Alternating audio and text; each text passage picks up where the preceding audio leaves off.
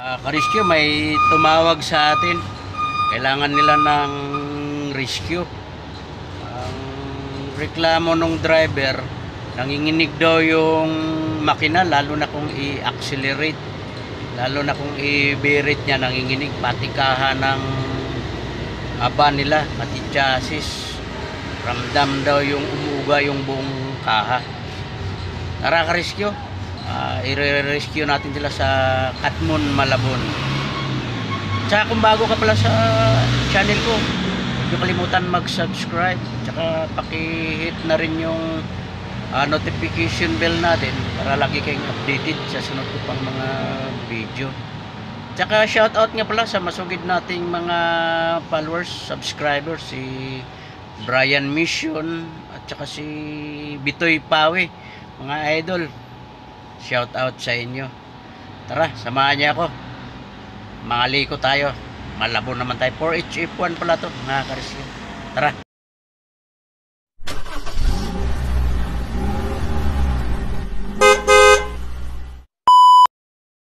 Ka-rescue, ito yung 4HF1 pinagawa sa atin. Masakit daw nito, nanginginig daw to. Di malaman kung palyado o ano. Tara, troubleshoot natin. Pandarin muna natin. Ka-rescue, pandarin natin.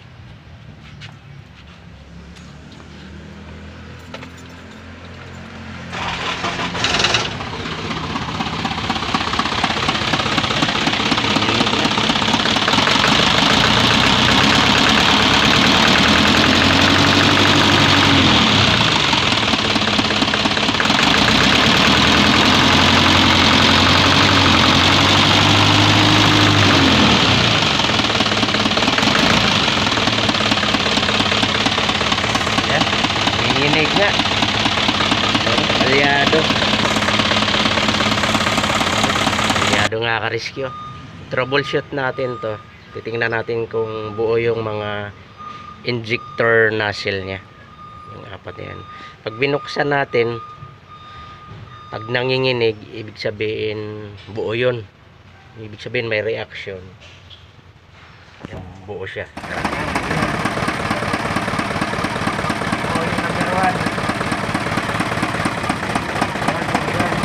Buo. Oo, pag nagbago to, no, buo yan. Ayan, buo yan. Ito, isa. Yun, Wala. wala. Sabihin, ito sira. Yung pala yung Ganun lang yan. Nagbabago. Yan, alam na natin.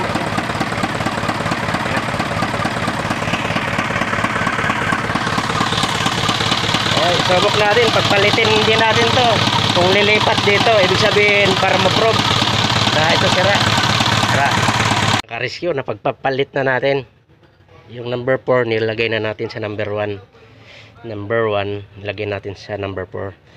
Tingnan natin kung may reaction ba tong number 4, kung magbabago under, para ma-probe natin kung injector nozzle ang may problema. Tara, paanda rin natin ulit.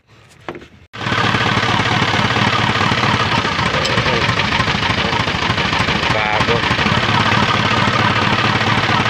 Ayan. Nagbago, ibig sabihin nozzle talaga problema. Ayan. Wala.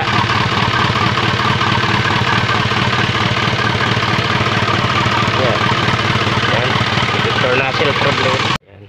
Probe na natin, injector nozzle talaga may problema. Yan, galing yan doon, ganun pa rin, walang reaction, ibig sabihin ito sira. Tara, palitan natin to o ipakalibrate. Ka-rescue, may nabili na tayo, ano to, surplus Japan. Buti kinumpleto, sinama nila yung mga bracket. Ito yung sira natin, yung barado. Ito yung surplus injector nozzle 4HF1. Tara, salpak natin. Ka-rescue, nakapitan natin. Bukan natin kung magbabago yung ayan, ayan. Ayan, babago na.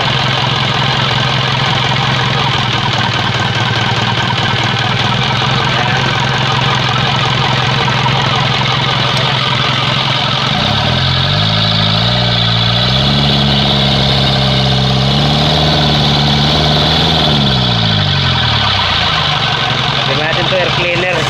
Tapos na natin ikabit, pati yung air cleaner hose nya. Pinalitan natin bago. Ayan, subok natin.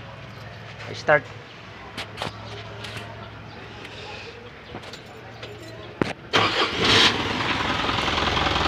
Yun, okay na. Okay na. Wala nang ano.